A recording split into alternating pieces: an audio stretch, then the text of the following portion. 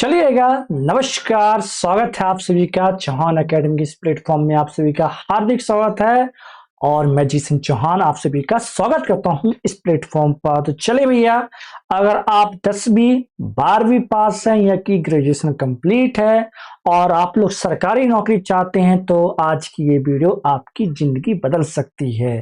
कैसे साहब? तो बता दूं कि एमपी पुलिस ने कहा, तो एमपी पुलिस ने 2026 के लिए लैब टेक्नीशियन, लैब असिस्टेंट और लैब अटेंडेंट की भर्ती निकाली है। ये सुनने में थोड़ा आपको लगेगा कि लैब ये क्या है, इसमें बहुत सारे एक्सपीरियंस होगा, बहुत सारी चीजें होंगी, बहुत ज्यादा बीटेक का इंजीनियर वाले, लेकिन ऐसा नहीं है।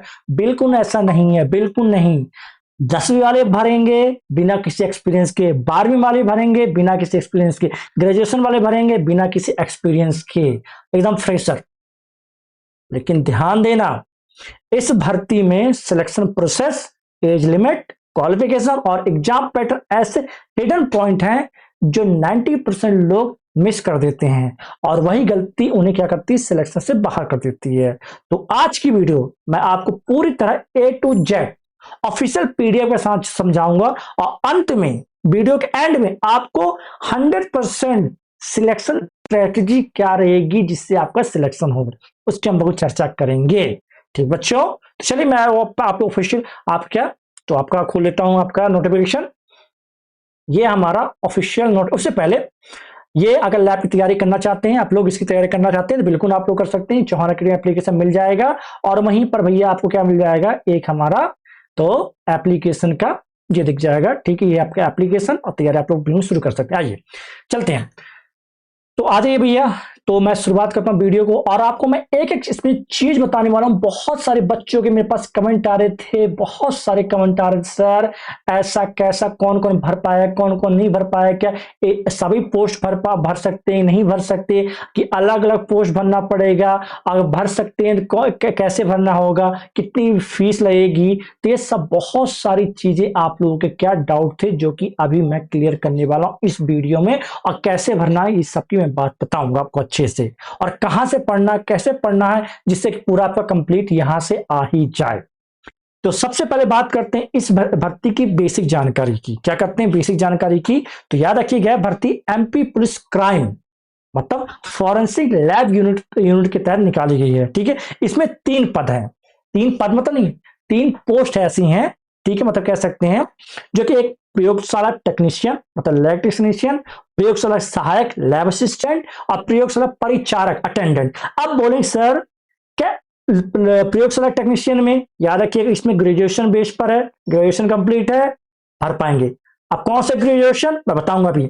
अभी प्रयोगशाला सहायक, इसमें 12वीं पास, क्या आपका 12वीं पास, ठीक है, और प्रयोगशाला परिचारक में 10वीं पास। ठीक है, कुल आपको बता दूं जो ऑफिशियल पीडीएफ के अनुसार कितनी आपकी, तो लगभग 35 पद किसके निकाले गए हैं, आपके लैब टेक्नीशियन के।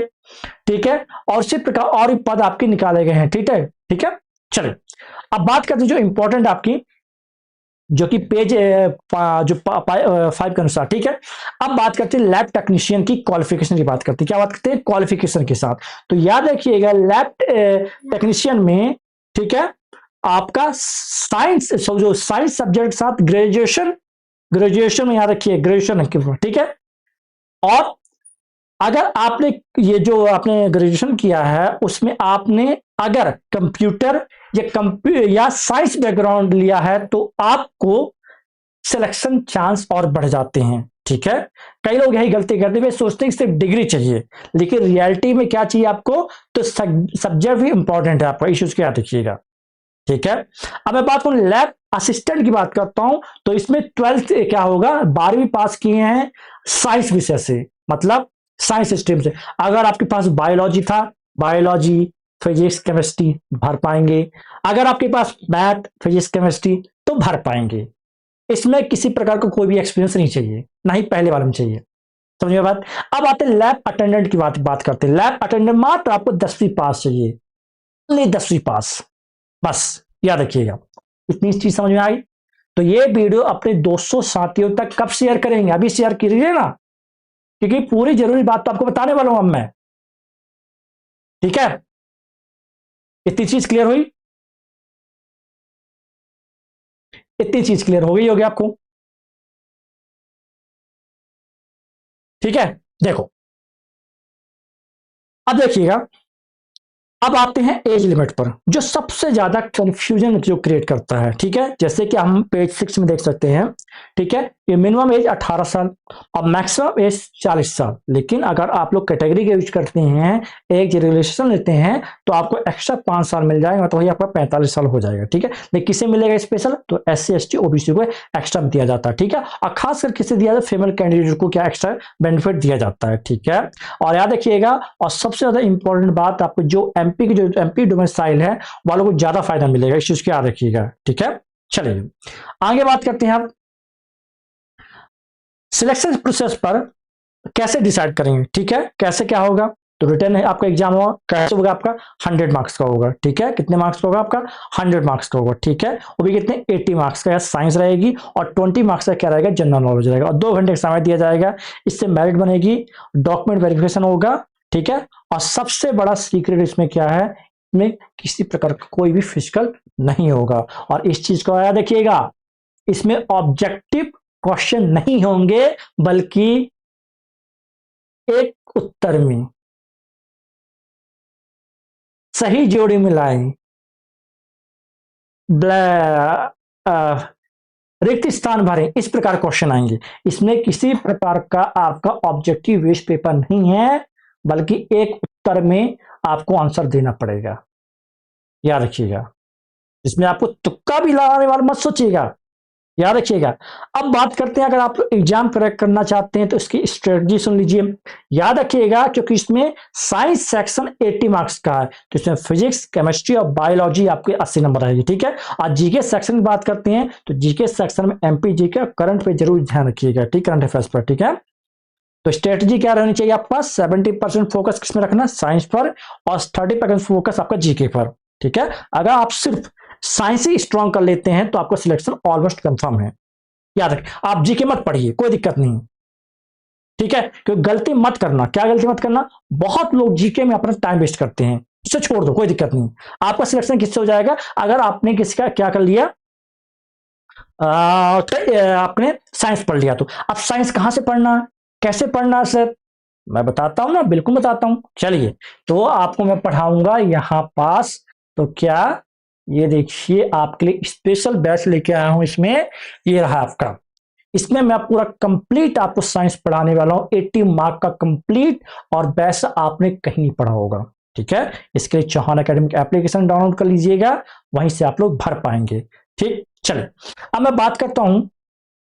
याद रखिएगा, सिंपल है, आप लोग अगर तीनों पोस्ट के लिए एलिजिबल हैं, तो आप एक एक करके आप क्या डाल सकते हैं, फॉर्म डाल सकते हैं, और प्रत्येक का फॉर्म को जो फीस रहेगी 236 रुपए रहेगी। कितने आपकी, 236 रुपए। तो आप आप P1 P2 P3 तीनों ही भर सकते हैं, याद रखिएगा। लेकिन एक साथ नहीं, अलग अलग आपको फॉर्म भरना पड़ेगा। अगर आप लोग क्या शैक्षणिक योग्यता रखते हैं, मतलब अगर आप लोग क्या साइंस से स्ट्रीम से क्या करके रखे हुए हैं, ग्रेजुएशन करके रखे हैं, या कि 12th में पास किए हैं, तो आप लोग आराम से भर पाए, नहीं तो आप तो 10वीं वाला भर ही पाएंगे, उसमें कोई दिक्कत नहीं है।